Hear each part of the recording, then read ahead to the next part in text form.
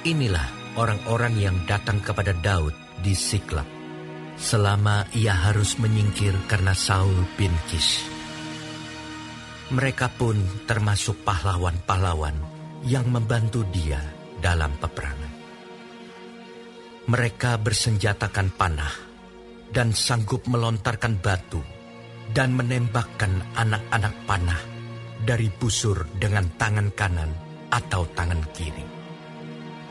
Mereka itu dari saudara-saudara sesuku Saul, dari orang Benyamin. Abiezer kepala, dan Yoas, anak-anak Semaah, orang Gibea. Yeziel dan Pelet, anak-anak Azmawet. Beraka dan Yehu, orang Anatot. Yesmaya orang Gibeon, seorang pahlawan di antara ke-30 orang itu, yang mengepalai 30 orang. Yeremia, Yehaziel, Yohanan dan Yozabat, orang Gedera. Eluzai, Yerimot, Bealia, Semaria dan Sefaca, orang Harufi. Elkana, Yisia, Azareel, Yoezer dan Yasobam, orang-orang Korah. Yoela, Zebaja, anak-anak Yeroham dari Gedor. Juga dari orang Gad, ada yang memisahkan diri dan pergi kepada Daud ke kubu di padang gurun, yakni pahlawan-pahlawan yang gagah perkasa, orang-orang yang sanggup berperang, yang pandai menggunakan perisai dan tombak, dan rupa mereka seperti singa, dan cepatnya seperti kijang di atas pegunungan. Ezer kepala, Obaja orang kedua, Eliab orang ketiga, Mismana orang keempat, Yeremia orang kelima, Atai orang keenam, Eliel orang ketujuh, Yohanan orang kedelapan, Elzabat orang kesembilan, Yeremia orang kesepuluh, Makbanai orang ke-11.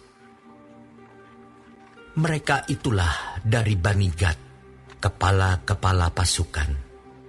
Satu orang yang paling kecil sanggup melawan 100 orang. Dan yang paling besar sanggup melawan 1000 orang. Mereka itulah yang menyeberangi sungai Yordan di bulan pertama. Sekalipun sungai itu meluap sepanjang tepinya, dan merekalah yang menghalau seluruh penduduk lembah ke sebelah timur dan ke sebelah barat. Sebagian dari Bani Benyamin dan Yehuda datang kepada Daud di kubu itu. Lalu keluarlah Daud menyongsong mereka. Berkatalah ia kepada mereka, "Jika kamu datang kepadaku dengan maksud damai untuk membantu aku, maka aku rela bersekutu dengan kamu. Tetapi jika untuk menyerahkan aku dengan tipu muslihat kepada lawanku, sedang aku tidak melakukan kelaliman, maka biarlah Allah nenek moyang kita melihat itu dan menghukum kamu."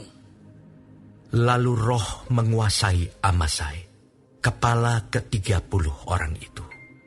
"Kami ini bagimu, hai Daud, dan pada pihakmu, hai anak Isai. Sejahtera, sejahtera bagimu dan sejahtera bagi penolongmu, sebab yang menolong engkau ialah Allahmu." Kemudian Daud menyambut mereka dan mengangkat mereka menjadi kepala pasukan. Juga dari Manasye ada yang menyeberang memihak kepada Daud ketika ia bersama-sama orang Filistin memerangi Saul.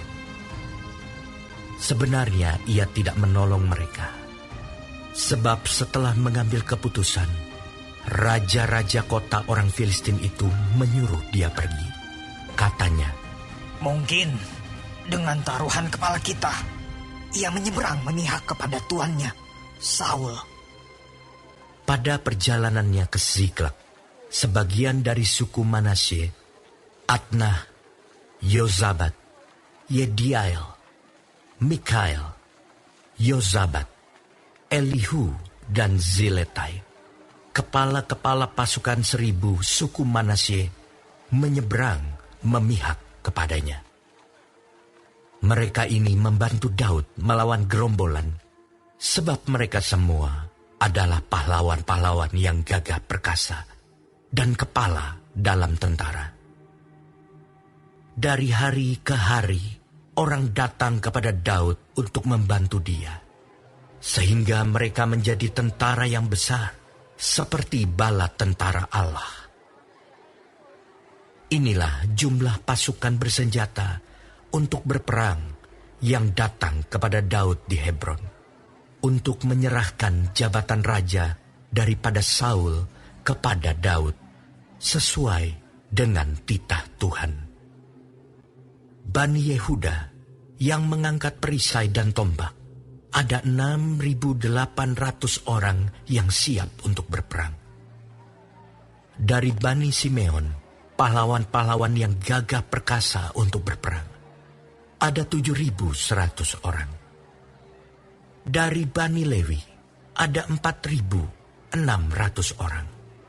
Ditambah dengan Yoyada, pemimpin kaum Harun, dan bersama-sama dia, ada 3.700 orang. Selanjutnya Zadok, seorang pahlawan muda yang gagah perkasa, dengan 22 orang pemimpin dari puaknya. Dari Bani Benyamin, saudara-saudara sesuku Saul, ada 3.000 orang. Sampai pada waktu itu, kebanyakan dari mereka masih tetap patuh kepada keluarga Saul. Dari Bani Efraim, 20.800 orang, pahlawan yang gagah perkasa. Orang-orang yang kenamaan di antara puak-puak mereka. Dari suku Manasye, suku yang setengah itu, ada 18.000 orang yang ditunjuk dengan disebut namanya untuk pergi mengangkat Daud menjadi raja. Dari Bani Isakar, orang-orang yang mempunyai pengertian tentang saat-saat yang baik, sehingga mereka mengetahui apa yang harus diperbuat orang Israel. 200 orang kepala, dengan segala saudara sesukunya yang di bawah perintah mereka. Dari Zebulon, orang-orang yang sanggup berperang, yang pandai berperang dengan berbagai-bagai senjata. 50.000 orang yang siap memberi bantuan dengan tidak bercabang hati. Dari Naftali, 1.000 orang pemimpin. Dan bersama-sama mereka 37.000 orang yang membawa perisai dan tombak. Dari orang Dan, orang-orang yang siap untuk berperang, 28.600 orang. Dari Asyer, orang-orang yang sanggup dan pandai untuk berperang, 40.000 orang. Dari seberang sungai Yordan, yakni dari orang Ruben, orang Gad, dan setengah suku Manasye yang lain, orang-orang yang membawa berbagai-bagai senjata perang, 120.000 orang. Sekaliannya itu, prajurit-prajurit, orang-orang dalam barisan tempur, datang ke Hebron dengan tulus hati untuk mengangkat Daud menjadi raja atas seluruh Israel. Memang, juga seluruh orang Israel yang lain, dengan bulat hati, hendak mengangkat Daud menjadi raja.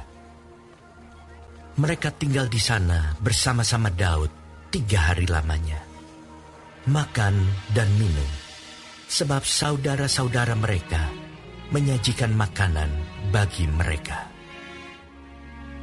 Juga orang-orang yang tinggal dekat mereka, bahkan dari Isakar, Zebulon, dan Naftali, membawa makanan dengan memakai keledai, unta, bagal, dan lembu.